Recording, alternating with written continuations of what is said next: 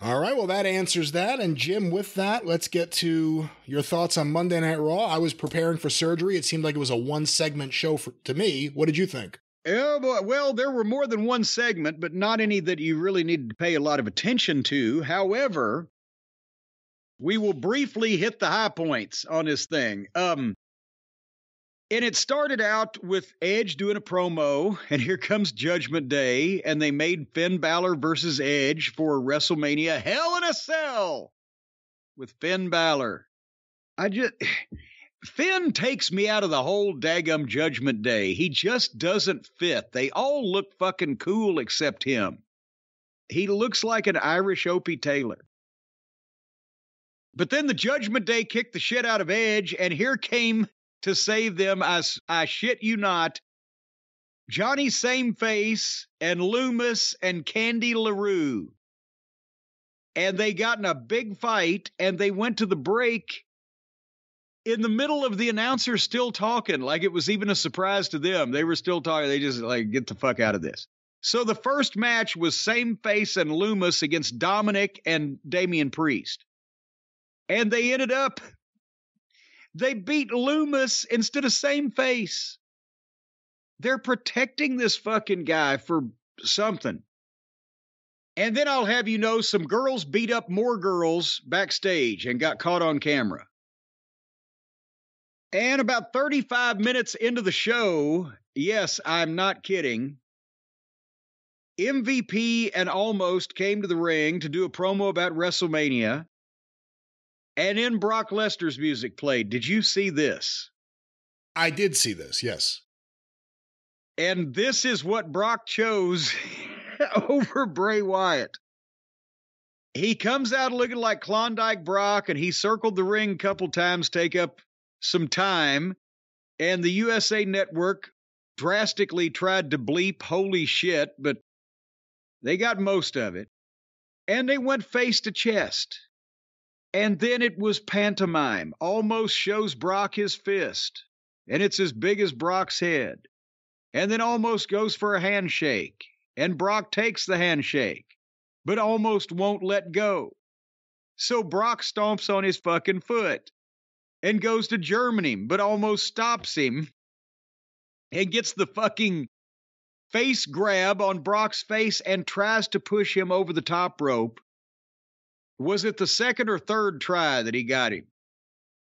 I think it was the second, although later on when they edited it, it was one try. Well, I know Brock can go over the top rope, and so did he, or he wouldn't have volunteered. But the thing is, you've got to have some rhythm with the guy that it's like dancing. And he grabbed him, and you could tell that Brock was getting, and then they got off kilter with Almost shove, and then he had to kind of get under his ass and flip him over. So then Brock walks off. And that was it.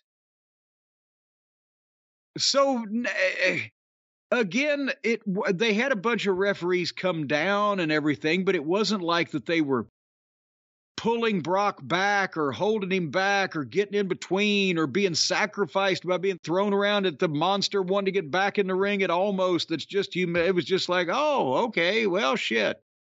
I'll go on back to Saskatoon. Was this kind of oddly flat to end a segment with Brock Lesnar? I guess so. I mean, they only have a limited amount of time to build up anything for this match. You know, they messed up the one spot they had, although, again, they edited it later in the same show. You wouldn't have even noticed it, because when they showed it again, it was seamless. I'm intrigued by Brock versus Almost what they're going to do. I mean, I can't really visualize the match. So I'm intrigued to see it. I don't know if they really need to do too much, quite frankly, to build up to the match. Well, no, I don't think they need to do too much in the match. And I think if you see all the rest of Heyman's hair has fallen out of his head by the second week of April, this might be one of the reasons. If he's involved in any way with trying to help Brock out. Let me go back a step. Did you like the Edge promo? I didn't even pay attention because I'm Edge and Judgment Day more, and here comes Finn. I would, you know. To me, there are times where Edge just doesn't feel in any way natural. it comes across completely like a pre-orchestrated script in his head, and it doesn't feel real. And to me, that's what this promo was. I hated the promo. I just thought Edge seemed like an actor here, not a professional wrestler. Most of the time, I like Edge's speaking because he is so good at it and it sounds more natural, but maybe it's that he's kind of getting tired of this too, maybe. Because it's been going on for a while. Well, he's been feuding with the Judgment Day a year, right? Yeah, he started them. A year ago. He's been feuding with them longer than he ran them. He only got to run them like 2 months. But I know what you were talking about, the bright part of the program. And Cody Rhodes again proves that he's a genius. And he knows exactly who to pick to work with and exactly what he's fucking doing. The bell rang by the way, for the match number 2, 48 minutes into the program.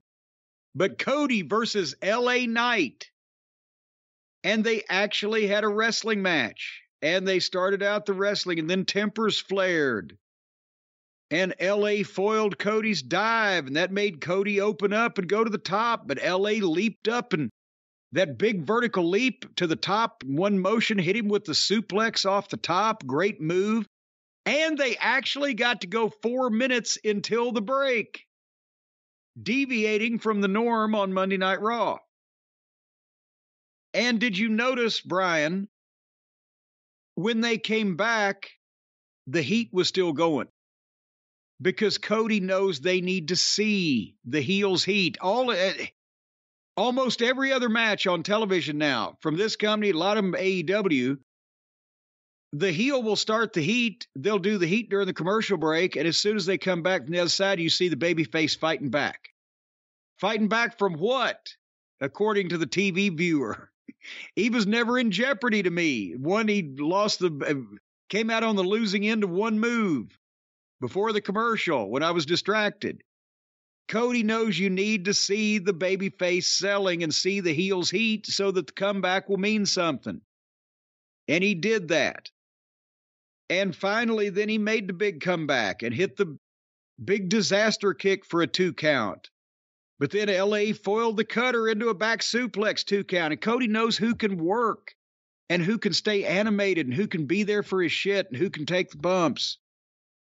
And then Cody foils LA's finisher and hits the Cody cutter and the crossroads. Boom, 1, 2, 3, big pop. LA Knight got more TV time out of this, doing this job, and looked better than he did the whole goddamn 4 weeks he was having to suffer working with Bray Wyatt. And they got 8 minutes on television for the match, and it ended at 8:59 p.m. so Cody could pick up his microphone and do an in-ring promo about WrestleMania at the top of the 9 o'clock hour. And before we talk about the promo, Brian, your thoughts on the match? I thought it was all right. I was a little disappointed with the reaction LA Knight got on Raw.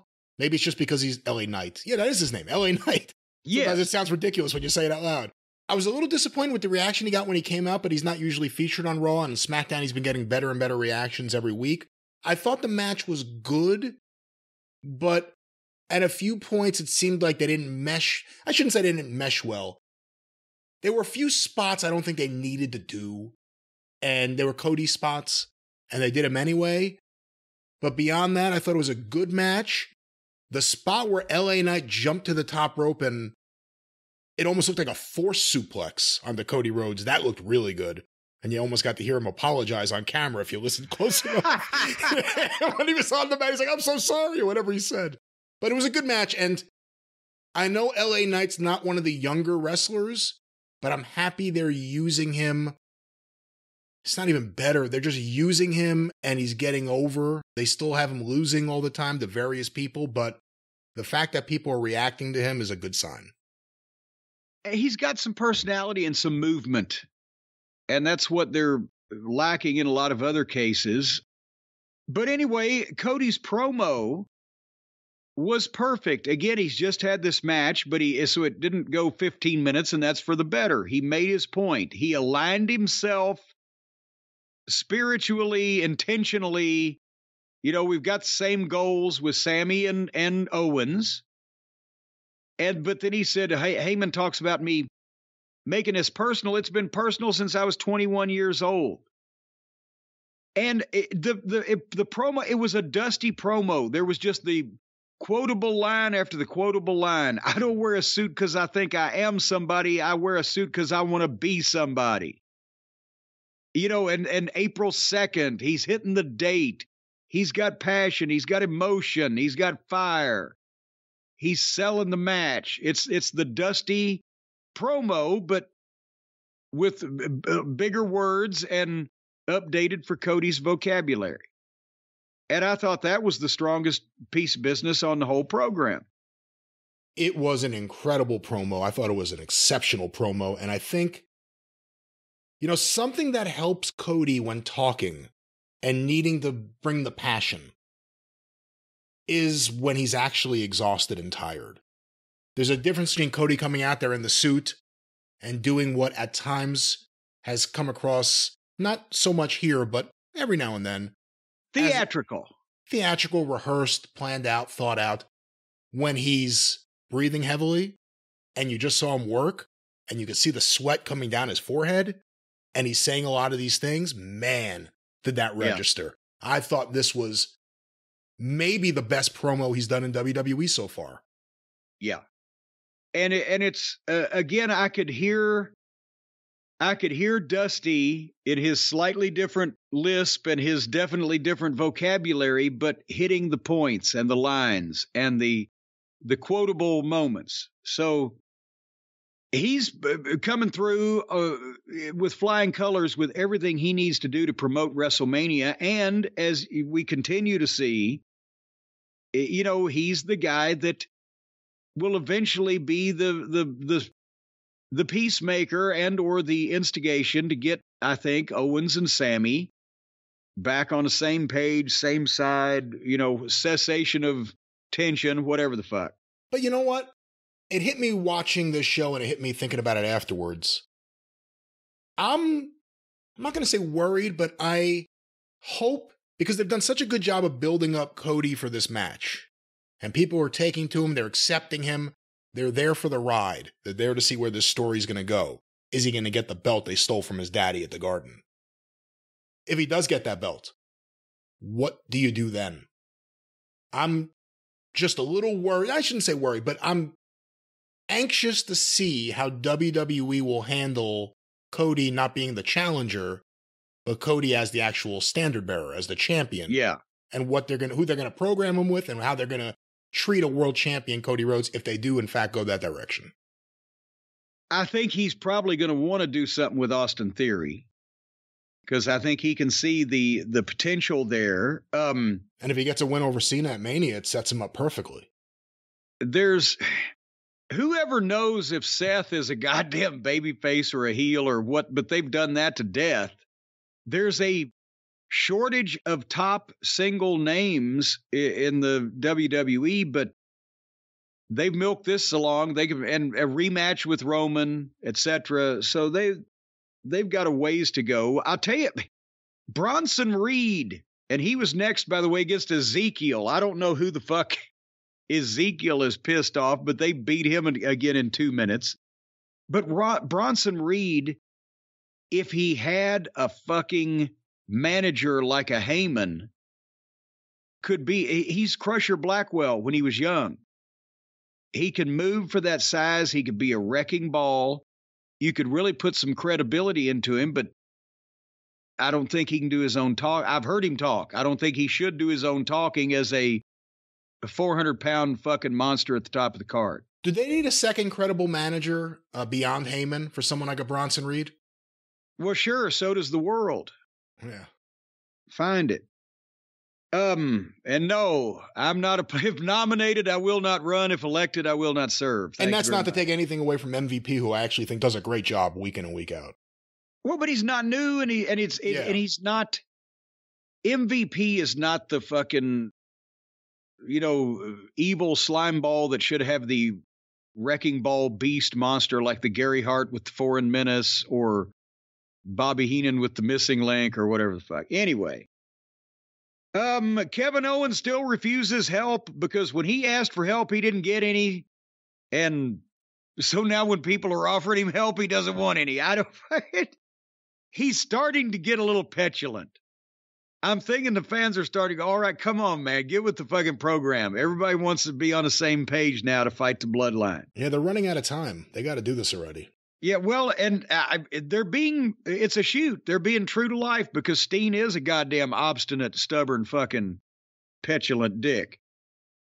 And he said he doesn't want Cody's help either tonight against Solo. So, by gum. Hey, we didn't even talk about that last week on Raw, and I didn't even notice it, but I saw a picture after the fact during one of the backstage promos in the background. Yes. Was Kevin Owens being talked to by Cody Rhodes. Yes. They're dropping those little, what do the kids call them? Easter eggs? Easter eggs, yes. They're dropping those in there, yes, and they're seeing pitches made that make sense later on or whatever the fuck. But one last thing about last week's Raw, because we didn't bring it up, and I want to because it was a member of the Cult of Cornette Facebook group. I don't have his name in front of me, who brought the sign. Did you see the sign with the corn and the net last week? Yes, that was very like Pictionary. Very, very creative. Very, corn and net.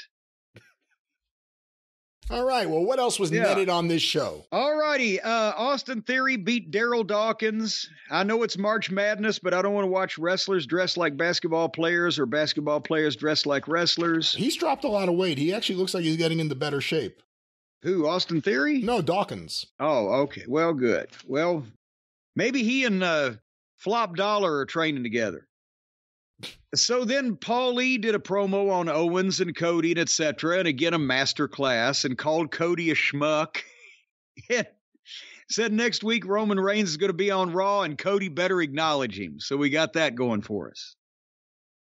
And then, honestly, again, Rey Mysterio was the 10 o'clock top of the hour entrance and the in-ring promo. He's going in the Hall of Fame, and yes, it's entirely deserved. Fantastic career as a superstar for 20 fucking whatever years, but he's still upset at Dominic. And Dominic comes out, and he's still upset at Ray, and Dominic's daring him to fight, and Ray won't fight his own son, and he walked out again, and this went a long time. Did I cover it? It went for a while. Do you want to see Ray versus Dominic? No. Neither do I. Because I think Dominic gets great heat as that putz, and he's a great package with Ripley who makes it, and he could be a wonderful heat getting heel, except when they're trying to do this unbelievable dramatic bullshit with him and his dad, and then I don't believe it, and it's not. And again, besides the fact that Ray's son is a foot taller than he is, at some point, wouldn't you just slap the fucking kid in the face and say, fuck you, I didn't raise you like this, you fucking little prick.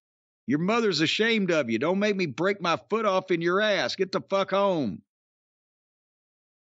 Or something like that.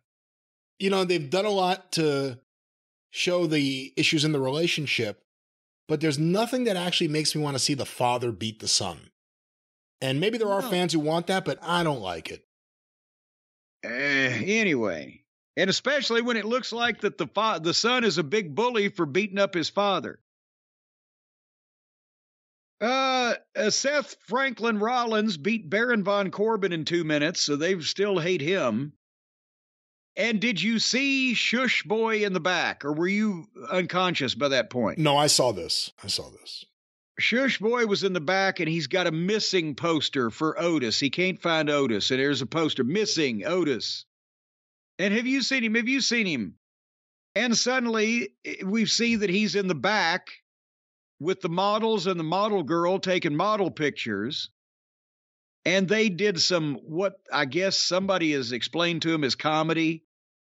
And it was some embarrassingly phony fucking shit, and it looked like a cable access outlaw show.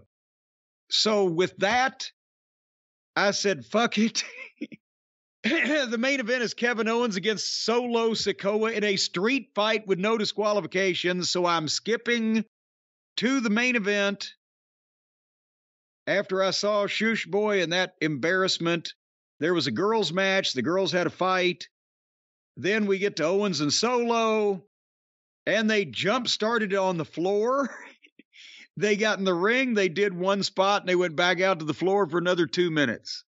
And then they got in the ring, and Solo hit a Samoan drop on Owens, and they went back to the floor, where Owens pulled out a table, and Solo threw Owens over the announce desk and put the table back under the ring. And goddamn it, I loved that, because I was about to fast forward again when the table came out.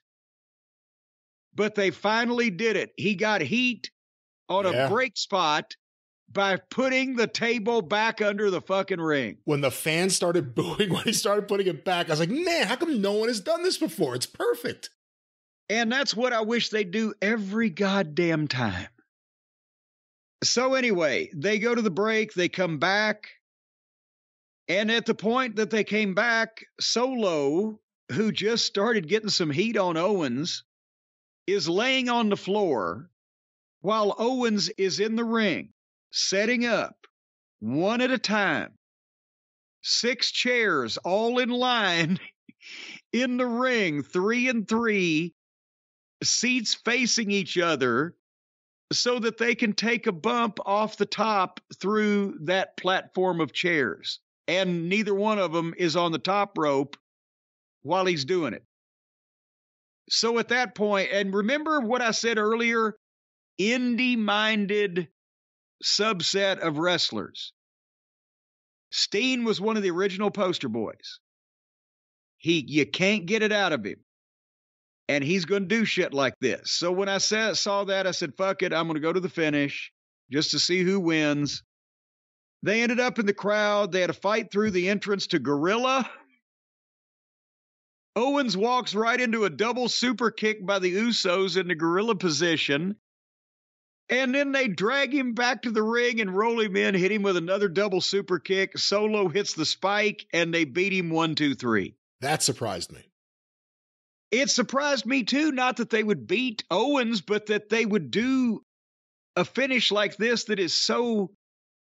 You know, when everybody says cheap heat, that's when you cuss somebody's mother or say, oh, the insert name of town sucks. That's cheap heat. Disgusting heat is when you beat a babyface that the people like in such a preposterous and obviously unfair fashion that the heat doesn't go on the heels, it goes on the promotion for allowing it, or the referee, or whatever the case. And this is kind of modern day disgusting heat. They give them this street fight match. No DQ, lazy booking. And then the finish, it was, in that case, why didn't the Usos just come out there with one with a ball bat and the other one with a goddamn, I don't know, a piece of fucking concrete block, and they just attack Owens at the bell and just bash his head, put his head on the concrete block and bash it with the baseball bat? Because that would have been legal. So when they do shit like this where they use the no DQ crutch to, oh, that's why 2 guys not related in front of the referee, in front of God and everybody, beat him, knock him out, drag him to the ring, knock him out again, stand there while the other heel hits his finish, and then the referee counts. That's disgusting heat, and it's uncreative. But that's what happened.